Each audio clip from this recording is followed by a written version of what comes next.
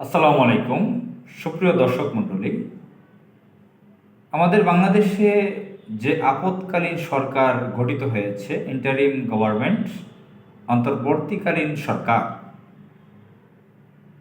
Professor doctor Mohammad ইউনূসের নেতৃত্বে একটি অন্তর্বর্তীকালীন সরকার গঠিত হয়েছে। এটাকে অনেকে আপৎকালীন সরকার বলেন। কেয়ারটেকার গভর্নমেন্ট, তত্ত্বাবধায়ক সরকার শব্দটা এখানে ব্যবহার হচ্ছে না। আমাদের দেশে প্রচলন ছিল যে 3 মাসের একটি তত্ত্বাবধায়ক সরকার, ইংরেজিতে যেটাকে কেয়ারটেকার গভর্নমেন্ট বলে। চিফ জাস্টিস, চিফ দায়িত্বে থাকবেন, অর্থাৎ তিনি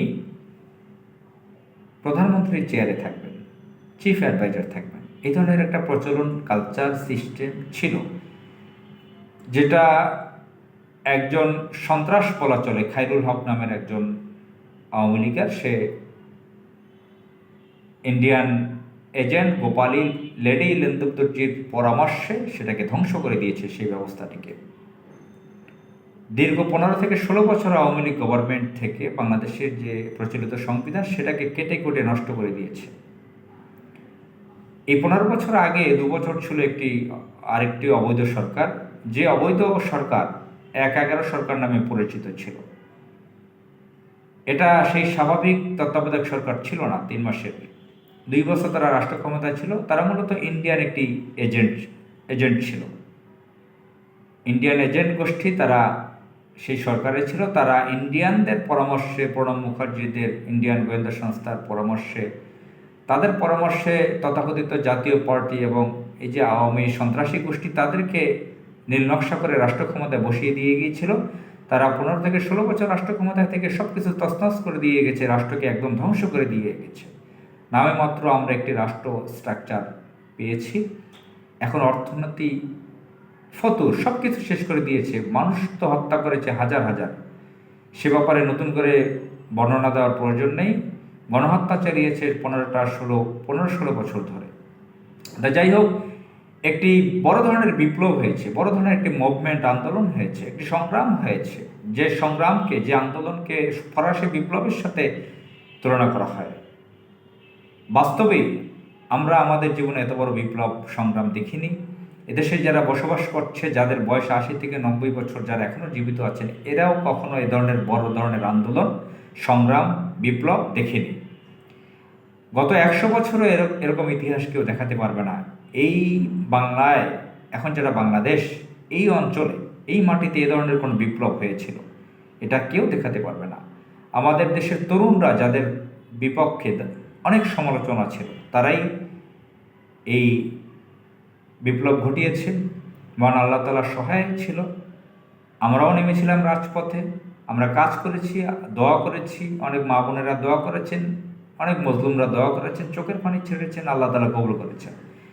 তো অনেক মানুষের রক্তের বিনিময়ে, চোখের পানির বিনিময়ে যে বিপ্লব হয়েছে, সেই বিপ্লবের পরে যে বিপ্লবী সরকার গঠিত হয়েছে, সেখানে ডক্টর মোহাম্মদ ইউনূস প্রধান উপদেষ্টা হয়েছেন, চিফ এক্সিকিউটিভ হয়েছেন, প্রধানমন্ত্রীর চেয়ারে বসেছেন।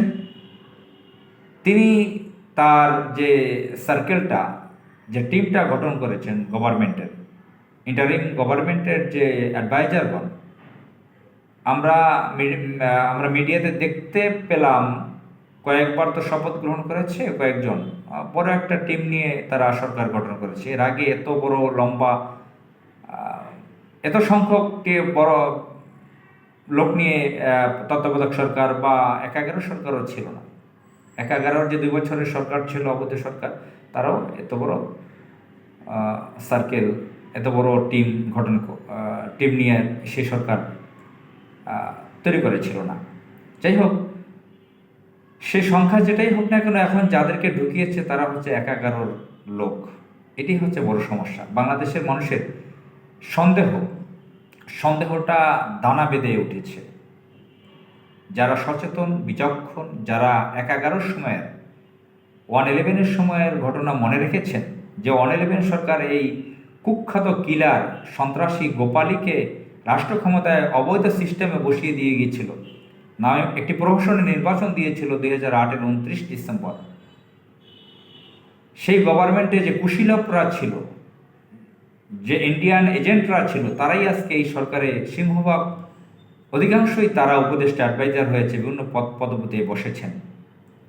সেই সময়ের সামরিক বাহিনীর কর্মকর্তা যিনি কলকাঠি নেড়েছেন, জাহাঙ্গীর আলম চৌধুরী, মেজর জেনারেল অবসরপ্রাপ্ত, তিনি আজকে স্বরাষ্ট্র মন্ত্রণালয়ের অ্যাডভাইজার হয়েছেন। সাকাওয়াতকে তো স্বরাষ্ট্র মন্ত্রণালয় থেকে সরিয়েছে, তিনি এখন অন্য মন্ত্রণালয়ের উপদেষ্টা। তিনি তো একাগারের কুশীলভ ছিলেন। এবং এছাড়াও কয়েকজনকে দেখা যায় প্রথম আলোর লেখক, যারা বাম ঘরানার বা একাগারোর, প্রথম আলো ডেইলি স্টারের নামটা আসলেই তো একাগারোর মনে হয়। প্রথম আলো ডেইলি স্টার তো প্রকাশ্য বলেছে এই সরকার আমাদের, একাগারো সরকার তাদের অবদান ছিল। এবং সেই সময় একাগারো সরকারের পক্ষে তারা চাটুকারি করেছে, ডিজিএফআই এর কথায় তারা রিপোর্ট করেছিল, বিরাজনীতি করতে চেয়েছিল। অনেক ঘটনা সে সময়ের আছে, অনেক বিচক্ষণ ব্যক্তি যারা আরও লেখালেখি করেন তারা এ বিষয়ে বইটই লিখেছেন, অনেক ডকুমেন্ট আছে বাংলাদেশে।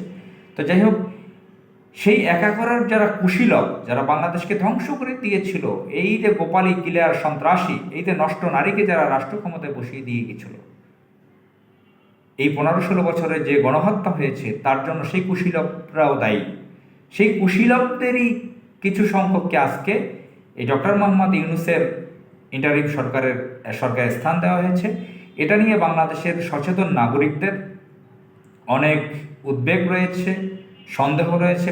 পার্সোনালি আমার মতন সাধারণ একজন নাগরিকেরও এটা নিয়ে সন্দেহ রয়েছে যে দেশে তো শিক্ষিত লোক, স্মার্ট লোক কম নেই।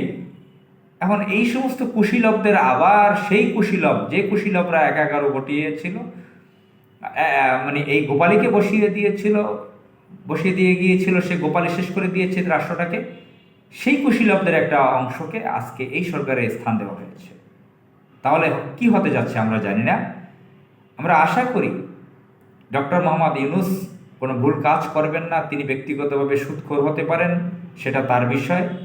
তিনি তাকে ভালোবেসে সম্মান শ্রদ্ধা করে বাংলাদেশের কোটি কোটি মানুষ এবং তরুণরা, কোটি কোটি তরুণরা তাকে সাপোর্ট দিয়ে, যদিও লিখিত সাপোর্ট তাকে দেয়নি, ভোটের ব্যবস্থা ছিল না, মৌখিকভাবে তাকে সাপোর্ট দিয়ে প্রধান উপদেষ্টা পদে বসিয়েছে।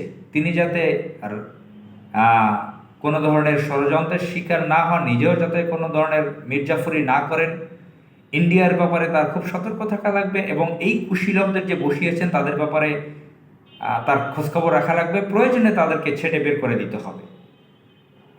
দেশপ্রেমিক বিচক্ষণ ব্যক্তিদেরকে সেখানে বসাতে হবে। আমরা চাই তিনি খুব দ্রুত ইন্টারিম সরকারের সুন্দরভাবে গঠন তো হয়ে গেছে, কাজের যে নমুনা তাতে বোঝা যাচ্ছে এখন ভালোভাবে কাজ শুরু করেননি। দ্রুতভাবে সব প্রশাসনকে ঢেলে সাজিয়ে, বিচার বিভাগকে ঢেলে সাজিয়ে, সব তো পারবে না পার্লামেন্ট তৈরি না হলে, যা পারার অনেকটাই পারবে, সেটা করে তিনি একটি সুষ্ঠু নির্বাচনের ব্যবস্থা করবেন। নির্বাচিত প্রতিনিধিরা রাষ্ট্রকে শাসন করবে, সেটাই হচ্ছে নিয়ম। এটাই আমাদের কামনা, এটাই আমাদের আশা। মহান আল্লাহ তাআলা আমাদের সকলকে হেফাজত করুক। আসসালামু আলাইকুম।